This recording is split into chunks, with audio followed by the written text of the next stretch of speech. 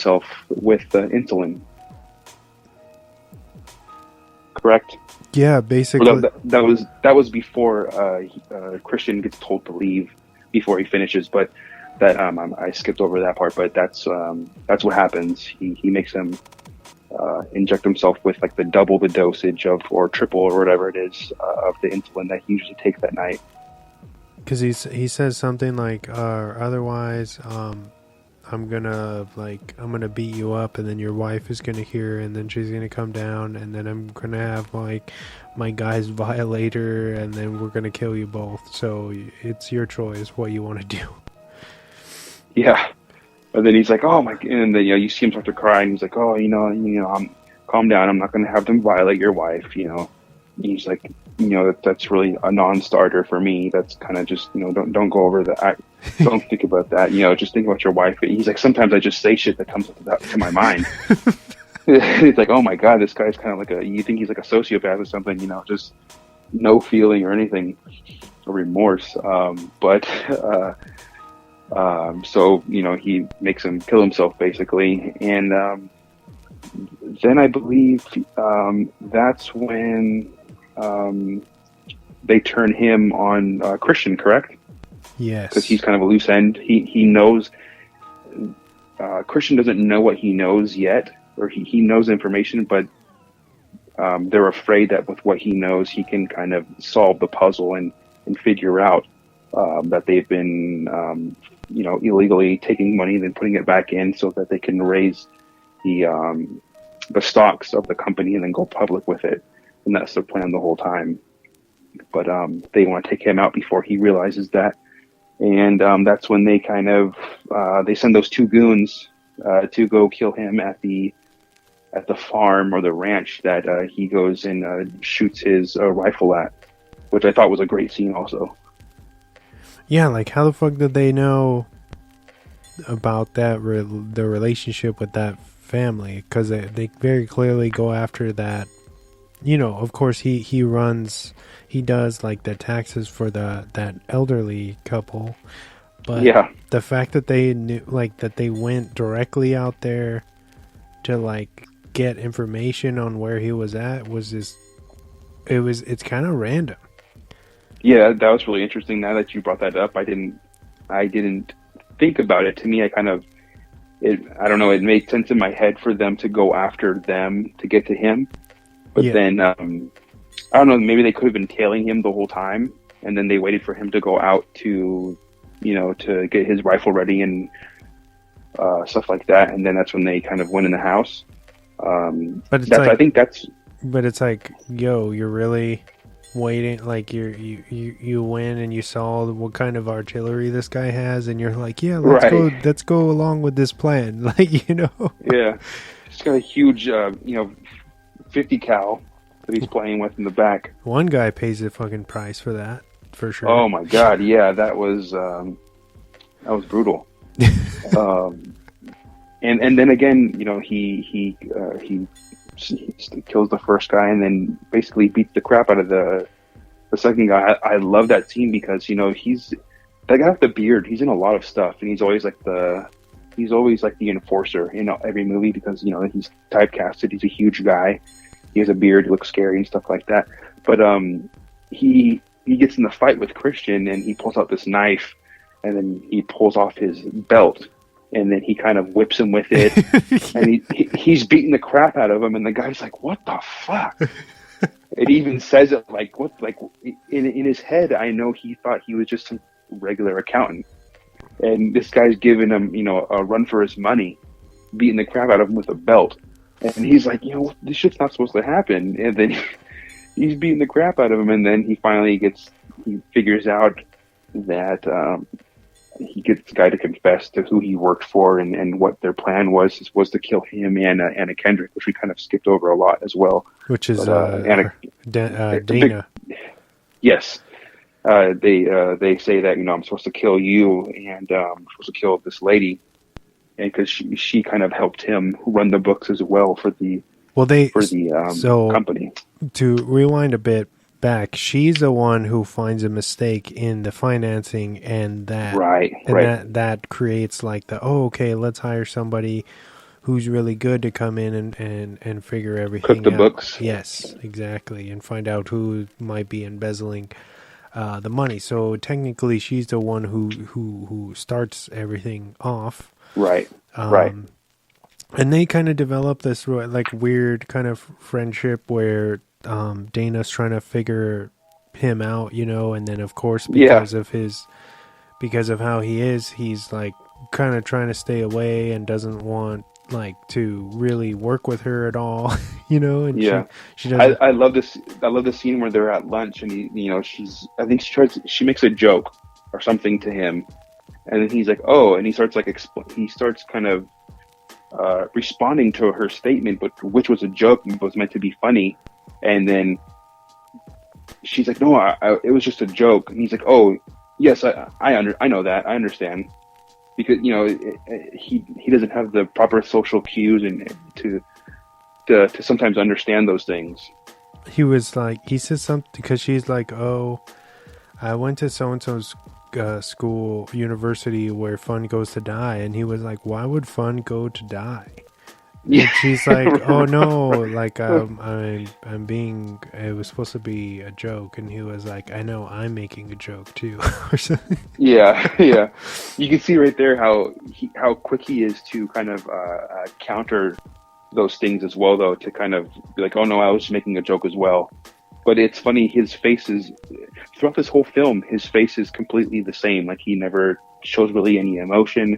Even when they're fighting, or when he's fighting, he has no real emotion. He doesn't, very stoic and kind of yeah, like crazy when they're fighting.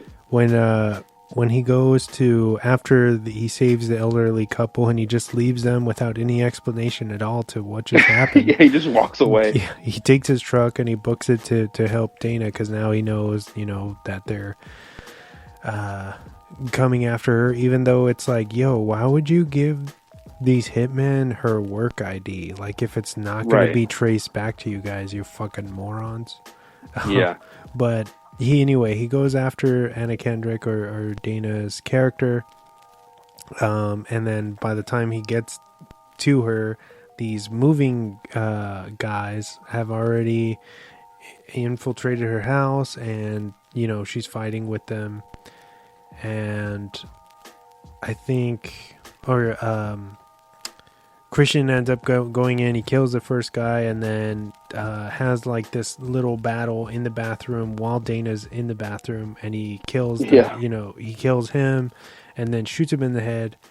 No expression on his face, and like Dana's horrified, and he's just like, "We should go. We should get out of here." But like real, like, you know, no emotion, and that's it. And it's funny how it is. Go ahead. Yeah, the voice we're constantly hearing that Christian is communicating with, I guess, to set up all of his deals and things like that. Yeah. Is this British lady that we don't see her face. We're just assuming that, you know, that's the lady who kind of is his wrangler, or whatever you would say for someone in his position.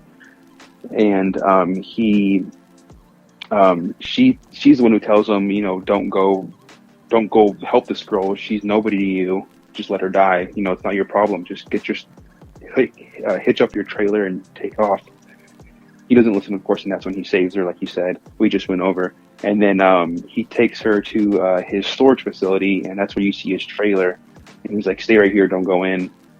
And that's where he has all of his weapons, his it's basically like a go bag, but a trailer. Like, it has all of his money, different types of money, gold bars and things like that, which is it's pretty cool. A lot of famous paintings. And she kind of goes in there, and he's like, what are you doing? I told you to stay out. And he opens up, or he's like, you know, we have to go. And he grabs some things, puts it in the bag, and I don't know if you caught this, but he what did he have? He had you get to see the Pollock painting that she sees the painting kind of hanging above his bed, right? Yeah. And I did some research on the painting. I don't know if this is part of your Swan Facts, but it's I believe it was sold for about, that's an actual painting, I believe, And it was sold for about $140 million. Yeah, you've never heard of Jackson Pollock before? Yeah, I have, but I've never like really looked at any of his stuff. The name was familiar. I knew it was associated with art, but I had never looked. I had never looked it up or anything. But it's pretty damn expensive. Yeah. I mean, that's why she was like, "Please don't tell me that's an original Pollock or whatever," because he was like freaking out, like, "What the fuck?" Why do you have it hanging above your bed, like on the ceiling? Yeah, yeah, like. Oh my god, yeah. She's like, the look on her face was like, "You gotta be shitting me." Yeah. And then I immediately saw it when he opens the drawers to grab some money and grab some things. He grabs an Action Comics #1, and then you see which is the first appearance of Superman. Yes. And that it actually I believe that specific grading of that comic sold for a little over $3 million. So, but also, why is he putting it in the bag with not like just like whatever? Exactly. Like, oh yeah, it's for sure not going to get cracked open. Fucking It's Kevin just plastic Smith, protecting it. you're about to get slapped by Kevin Smith right now. I know you know who your boy is, man. You know he's a freak about comics. He would lose his shit if he saw that. And then we have the first appearance of I believe it's the first appearance of Green Lantern in the All American Comics, and that specific one that was sold for $1 million as well. But yeah, I thought that was pretty cool just to see those. I'm like, oh, cool comic books. Because for those of you who don't know, I know you know Wes, but I love comic books and all things comic related. But I thought that was really cool. But anyways, he ends up taking Dana, and they go on he takes her to go to a really nice hotel to kind of leave her there and go handle his business. And that's where they almost have a little moment there when they're kind of talking about everything. And he's, again, she's kind of leaning in to give him a kiss. And then he kind of, he just says some random, I don't know if you know what he says, but he kind of just says some random thing. And he's like, oh, we should go to bed. You remember that scene?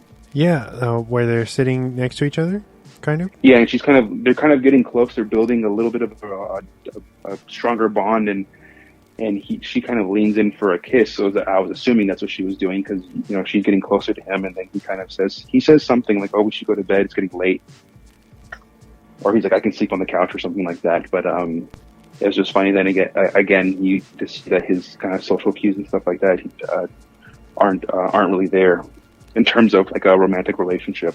Yeah, well, I mean, it could be anything. Like you don't want to be touched, or you can't be touched. Right? So Exactly. It's difficult. Yes. But yeah, that was definitely an interesting scene because she's trying to like understand him more, and she's like, why did we come to this hotel out of everywhere? And he was like, yeah. Oh, it's because if we went to like this other hotel, they have shitty scratchy towels, and the towels here are soft, because it's like sensory, Right. Yes. Which that's is why the strobe lights and the heavy metal music and everything like that. That's why he does those things to kind of train himself. But yeah, I think he says like a cheaper hotel would have scratchy towels. He's like, I don't like those. And then he drops and of course I wanted you to like it. Right, yeah. So he does, he's like, he's trying to impress her also. Yeah. And I think that's when we get the, a little bit further, the scene where Braxton is kind of setting up basically like a safe house for Blackburn, correct? Because he gets the call and he's like, well, what kind of a fucking accountant, like, what kind of accountant is this? Like, what do you do? Hit my guys with a calculator in the head or something? Yeah. And and then they tell him, no, he killed all the guys that, I'm assuming that's what they say to him because we don't hear the conversation, but you see his reaction, and they say, that he killed all the guys that we sent to kill him, and then the guys that we sent to go kill Dana.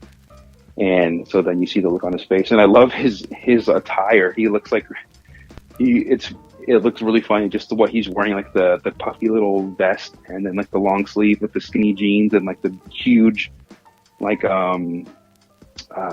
those huge shoes and like the head